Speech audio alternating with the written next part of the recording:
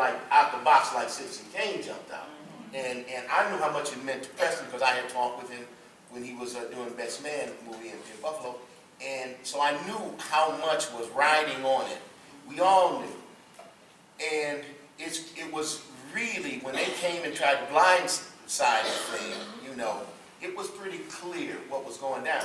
But what didn't happen was that people like Woody Allen didn't jump up and say, judge this movie on its merits. And Roman Polanski didn't write in from Europe and say, give this man. But their movies, for whatever scandal might have been in there, and this is a man who was completely vindicated. His brother, completely, you see, there was no question about it.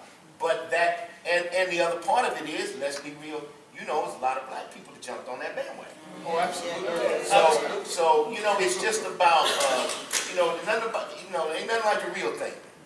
But you look at that film, and unfortunately, I hope in the world we're in now, because of the technology, that is a great work of art. You can see the fact that it was done independently in a way that, you know, and like the works that this brother has been a part of, I sit and I'm always proud, like I say, when I did a thing with Jeffrey Wright, one of our greatest actors, and we chatting it up, and we're doing a reading for George Wolfe, doing that public of a piece, and with Mos Def and Rosie Perez, and we all kicking it. And I always say, hey man, you went to school with Preston Holmes. Man, no kidding, man. You went to school with Preston. And I mean, and with Denzel and with Spike, because I've done a couple of things with Spike, I always throw it out there, you know. And the brother that does Denzel's, hey, you know Larry Cherry, you remember Larry Cherry? Yeah. Oh man, you know, yeah, Cherry, man, the great brother. And he and Marcel's are tight. And so, you know, I always am glad to be able to say that now, but my one of my favorite time, I was doing a show of August, my first Broadway show was King Henry II with Viola Davis, and we were playing Kennedy Center before going into New York.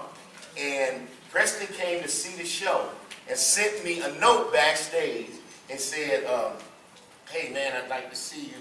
I'm seeing the show tonight. He said, Preston Holmes, and then in case I didn't know who Preston Holmes was,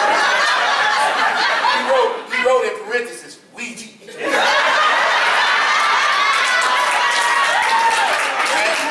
Now we looked up right after the show. We looked up in the lobby at Kennedy Center, and he's with this lovely lady, and I said, hey, Ouija, boom, boom, and she said, now what I really loved about it is that Preston then said, I don't know why they call me Ouija. And I said, man, you don't know why we call you? He said, no, I know the reason that I knew. I might have got on late, but I knew why we were shown a movie at Northeast about the Hunts Hall, you know the Hunts Hall and the Bowery Boys? Yeah. And it was about the Ouija board. And they would always say, the Ouija board knows all. Now, the smartest cat everybody knew in school was Preston. And that's how Ouija got started.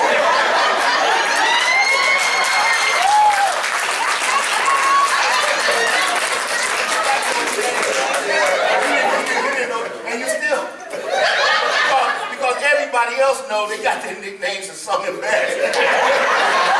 I used to teach Upward Bounds, and I would tell them about this word uriki, Swahili word. It's about praise name, because when the child is young in Africa, as soon as they see something positive in it, they would give them their uriki, their praise name. But we got nicknames. So whatever negative thing they can think, they let you never forget it. That is so not for them. But with Preston, it was always praising him. You speak the language of August Wilson so well. I don't know anybody that speaks August Wilson's language as well as you do. Tell us about your reverence for August. And I can do that, but just say too, again, it's like I said about some of those before me. Rock Dutton, Charles S. Dutton, who was really up front with it, and I worked with him. I did Death of a Salesman with Rock at Yale, a show that, just to tell you about something, I did Death of a Salesman in high school. I played Willie Loman in high school. When I went to Juilliard, there wasn't nobody there that had done that. just where we went to school. But Dutton and Esther Pathan Murkison, who also is a type, but she does, and Ruben Santiago Hudson.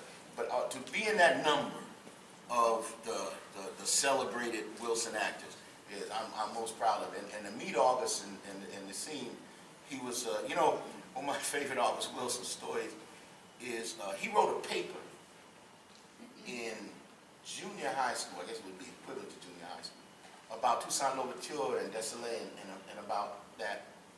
And the teacher told him, said, you know, you didn't write this. Where did you copy this out of? And he said, no, I wrote it. She said, no, your older sister, somebody wrote this for you. He said, no, I wrote it. And he said, now, if you can't come back to school until you admit that you copied this.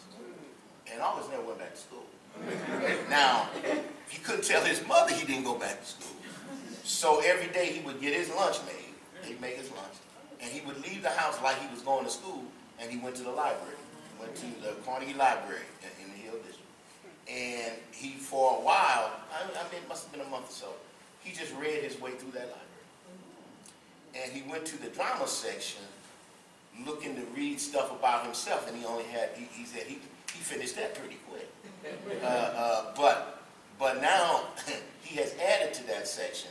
But not only did he add to it, but he inspires so many great writers. I mean, Pearl Cleage and Cheryl West, and so many great writers that were writing because he came through and chopped down that wood and left that for us, you know, where you could plant something. But so I really respect him. But he never, now when he got his first Pulitzer Prize, and they put it in the paper in Pittsburgh, and he told a story about it, because he never graduated high school. This is a dude with a Pulitzer Prize, and got 2 Pulitzers in his lifetime. Pulitzers, I was told to pronounce it correctly when I was in a play that won a Pulitzer. I figured that one out. But that's when they gave him the first high school diploma from the library. He didn't ever get his high school diploma from it. He got it from that library that he used to go and eat his lunch and read his way through. I guess that's such a telling story. That's why he means so much to the people of Pittsburgh and to the people of all the Pittsburghs, all those, you know, those neighborhoods. The Crawford Grill, where the jazz stuff was going down, it is so much like Kansas City. It's like 12th Street and Vine, you know. I went into Crawford Grill with him before it was closed down, and to see the devastation of it now, and that's why it's wonderful. In the plays of August Wilson, that neighborhood is still jumping. I was telling somebody last time we had a reunion that if I could get up on a stage at Sumner and do Death of a Salesman with the feelings that people had about, you know, when we were doing that. I mean, to say, you know, it was the hardest house to play. If you could play Sumner, you could play. It's not about the Apollo, Sumner. And if you went to the Princess, you could hear that movie going on up there with all that. Yeah, but to see that in August plays, in those 10 plays, those neighborhoods are still alive. That's the power of dramatic literature. That's what I'm talking about. Because we can't go down. I mean, you drive through, we are going down 5th Street tomorrow, but you know, you drive down 7th Street, 5th Street, Quindale here, and look at what used to be. But see, they can take the neighborhoods, but they can't take the neighbors. See, that's the difference between a hood and a neighborhood, is neighbors. You know? But what they have done is destroy these communities in a way that, when I think about the community I grew up in, I miss it, and I wish for something like that for my own children and my grandchildren, but it's not there. No, it's not. Have you two gentlemen ever worked together before? Have you collaborated before? Not yet. Not yet. We work with a lot of the same people on different projects. Right. But you know, when you talk about how we used to kick it about that debate about the miracles and the presence. I always call Curtis and Smokey, but we used to listen to music together. Yeah. Even after the years here, I hadn't seen, because I went first to Lincoln U down in Jeff City, Missouri. Right. And so it was a year of separate when you were at Yale, I was at Thing, and Debbie Sears was at NYU. Right. But to We meet, both ended up in New York. yeah, right, we both ended up in New York, ran in Harlem, Yeah. ran into each other in Harlem. And, but we've always crossed paths some way or another, if not with each other, through people that, and you know, when Patricia came to see, she came to see Fences. Yeah, she told me. Last time I saw her. Yeah. Yeah, well, she came to see him, not the last time I saw her, but it was great to be with her and Fahmy. Oh, now this sister Fahmy, who was a great stage manager for Negro Ensemble Company. Sarah Hagee was her name. And she went to Northeast, but she didn't go to Sumner. Because her family broke up and she moved to California. And she was so upset that she, you know, didn't get to go to Sumner because she went to, I think it was Stowe and then Stowe and then Northeast. But I came out of a show in New York one time and the sister said, excuse me. I said, yeah, what did she say? Is this you? And she opened up a Northeast.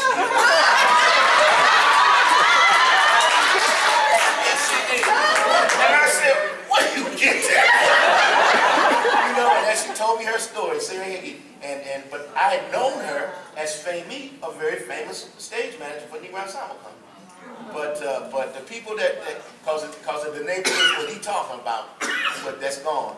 But the closeness that existed, you know, all the way out to Parkwood, all the way out. And something else, because, you know, talk about how I went from here to wherever. Couldn't have done any of that without a confidence and a feeling of security that even if it didn't work, I still had some place to come back to. And I don't mean just a physical place. I mean this community, my family, my church. So I was not afraid to fail. And you kind of have to have that attitude to make a leap. And so I was fully prepared to come back here and say, well, it didn't work. Go do something else. Mr. Henderson, what's next for you? What projects do you have on your drawing board next? Well, you know, I really do go by that thing until I got it. I'll tell you, man, you know, this is what they say, life for me ain't been no Christmas. That I got some things that's on the wire, but when it's happening, I'll let you know. I do have a film that I'm a part of that is in the can, as they say, the first time I've been able to say, but it comes out in September. It's a film called Lady Bird, and I play a priest that teaches at a Catholic high school and directs the musicals at that high school. And We're going to see it. Yeah, check it out. Preston, what's next for you? Well, I also have a film that's opening next month. It's a movie called Girl Trip.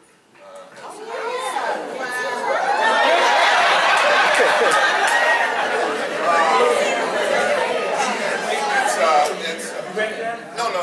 It's directed by Malcolm Lee, who also directed The Best Man and Best Man Holiday. No, I'm one of the producers, and so Jada Pinkett Smith and Queen Latifah. Absolutely. You've seen it happen. You've seen it dance. So that'll open next month, and then in about a month I start prep on another film. It's called Night School. It's a comedy. And it's a comedy with Kevin Hart. And we'll be shooting that in Atlanta starting in August. We'll be going to that too. I'm going to open it up to the audience. If you all have questions, please. Preston, Girl Trip opens on July 21st. I've already got it on the calendar. Preston, you talked about the difficulty funding Birth of a Nation and a black film, and a great black film. I'd ask you to compare that to Amistad, which is a black film. I consider it great. Amistad, I don't consider a black film. Wow. Okay. And Because I know the filmmaker was Steven Spielberg. I funding, but since you don't consider it a black film. Steven Spielberg, you know, is probably the biggest name director in Hollywood still. I should say this though. Years ago, I got a call from a guy who said he was a producer working with Steven Spielberg. And he wanted to meet me because they were going to do a film with, I think, Philip Alden Robinson, written and directed. And it had something to do with the Civil Rights Movement. And because of the subject matter, remember I said anytime they called me, because of the subject matter, they wanted to find a black producer to work on this film. So I went and met this producer in his office on the lot at Warner's, I think it was. I'm sitting in his office, I've read the script, it was a great script, and we were having a great conversation. And I'm looking around his office and I see the Oscars for like Schindler's List and so on. And I said, that was a great film. I was talking about Schindler's List. The guy looked at me and he said, yeah. And he told me, he said, this is something Steve had wanted to do for a number of years. But meantime, he was making E.T. and Jurassic Park and making $1 zillion for the studio. And then he said, okay, now I'm ready to make this movie. And he went to the studio and said, now I want to make Schindler's List. And the head of the studio said, Steve, nobody wants to see another Holocaust film. Why don't you go do another Jurassic Park or E.T. 2 or something like that? Anyway, long short of it is, obviously the movie got made. Remember what I said about the average studio budget? That movie, Schindler's List, was made for $25 million. Less than half what the average movie cost. And of course the movie was successful, it won Oscars and all of that. But even he, having made a couple of $1 billion for the studio at that point, had to jump through